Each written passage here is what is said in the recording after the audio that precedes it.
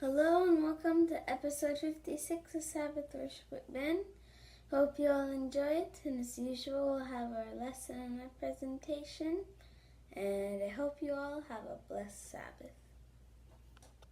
This week's memory verse is, "And ye be kind to one another, forgiving one another, even as God for Christ's sake has forgiven us." And that's found in Ephesians 4, verses 32. Joseph was now in charge of the entire kingdom of Egypt to some degree, and so he faced this challenge enthusiastically, and with God's grace he succeeded in his task, just as he had succeeded and done his job faithfully in his other positions when he was in Potiphar's house and when he was in prison. And so when the years of famine came, Egypt was well prepared, and so the famine was very bad, and it ended up affecting the countries close to Egypt, including the Canaan. And so it got so bad that Jacob, Joseph's father, sent his brothers, his sons, which were Joseph's brothers, to Egypt to buy grain, the eldest 10 brothers, and he left the youngest brother, Benjamin, who had been a little boy when Joseph was sold to the Ishmaelites. He kept Benjamin behind, and so the 10 older brothers, when they got to the place where they were supposed to buy the grain, Joseph, instead of giving them their grain, he just told them that he thought they were spies, and they didn't recognize Joseph, but Joseph recognized them, and he decided that he wanted to test to see if they were still the way they had been when they had sold him, or if they had changed their attitude. And so when they were put in prison, Joseph came and decided to give them another chance, even though he knew that they hadn't done anything and that they weren't spies. He knew that they were his brothers, and so he asked them to tell him about their family. And so after hearing how his family was doing, Joseph decided to ask them to bring Benjamin to Egypt with them the next time they came for grain, and one of them had to stay behind. So Reuben stayed behind in prison while the brothers went back with their grain.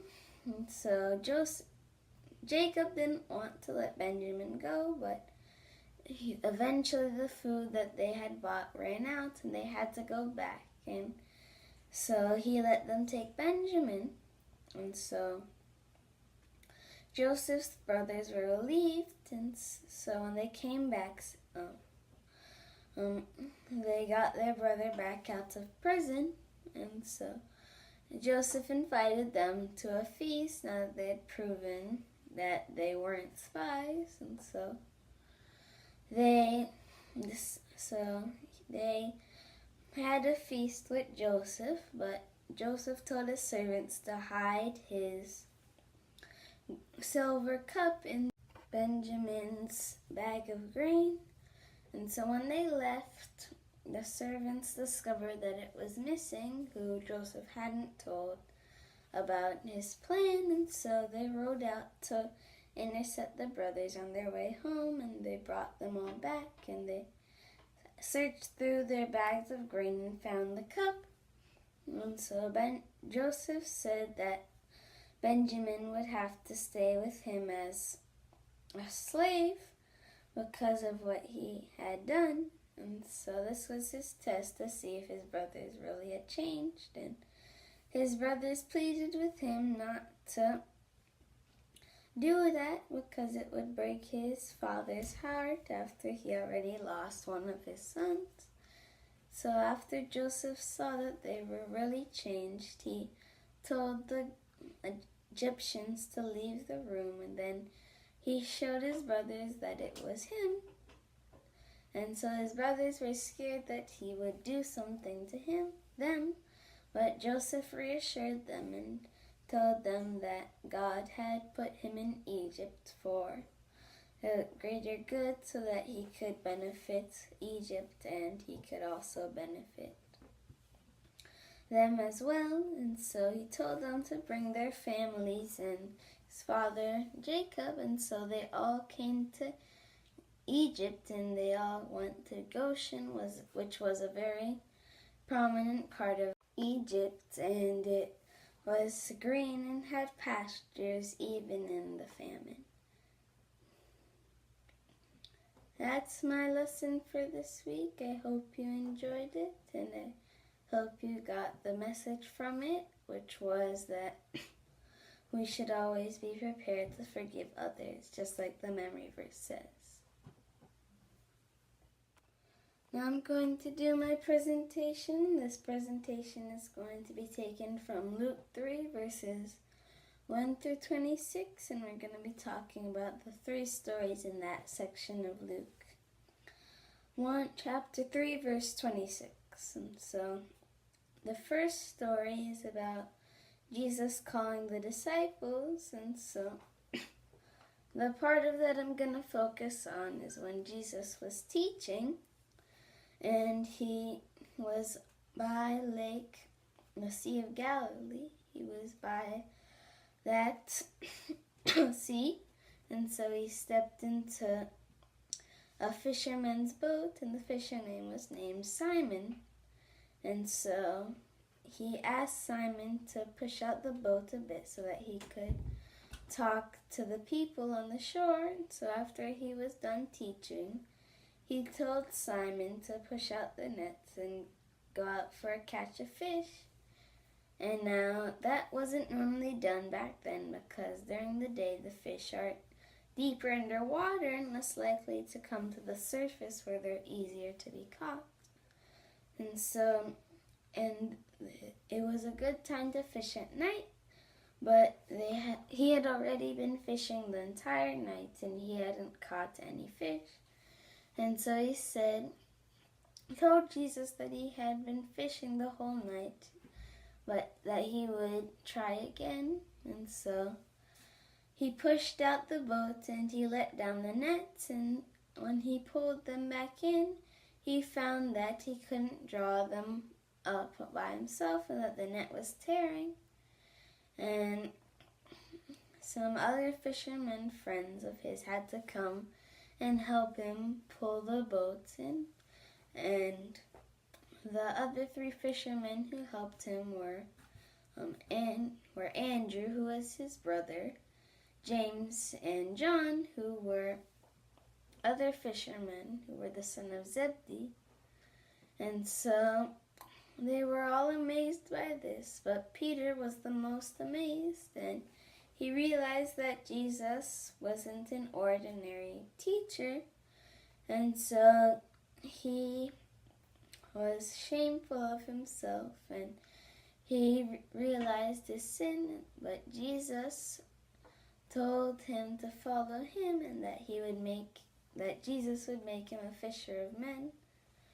And so Peter decided that he would follow Jesus along with Andrew, James, and John, and those are 4 of the disciples that Jesus called.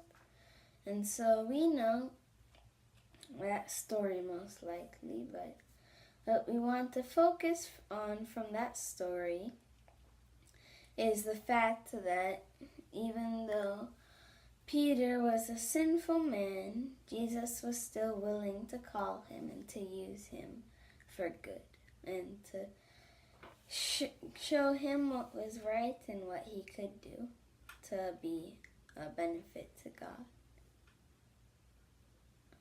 So the second story It was about Jesus healing a leper man, and so leprosy is very serious back then. It's a disease where you lose all the feeling in your hands. You get white spots on all over your body. You eventually lose feeling in things like your toes and hands, and they eventually fall off, and so this will eventually kill you. And they invented a cure, and since the 1900s when they made it, their leprosy has become almost extinct, but back then it was a very serious and actually very common thing.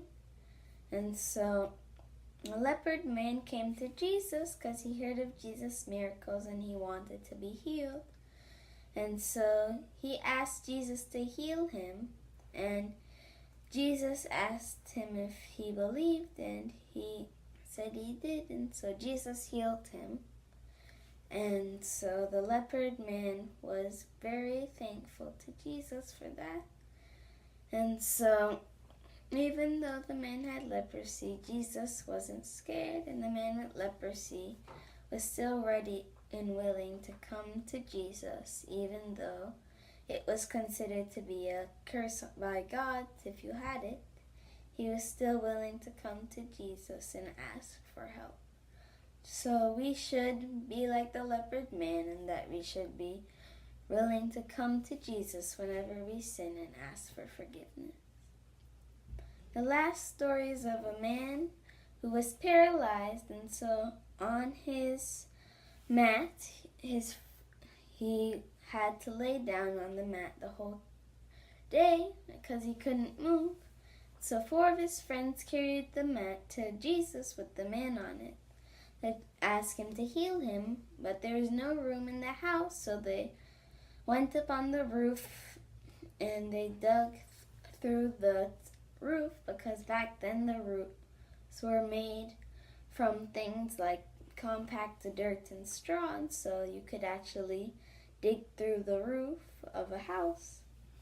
And so they lowered their friend down by ropes, and in the middle of the crowd, Jesus saw the man, and when he saw the man, he knew that the friends wanted him to heal the man.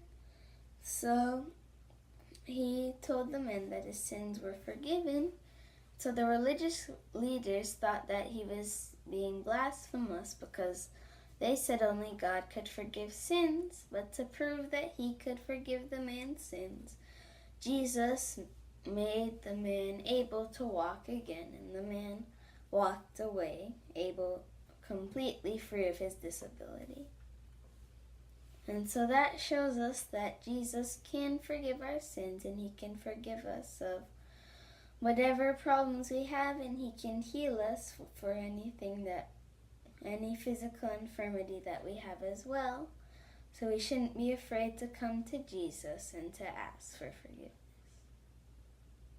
That's my presentation for this week. I hope you enjoyed it. That's it for episode 56 of Sabbath Worship with Ben. See you all next week, but until then, bye.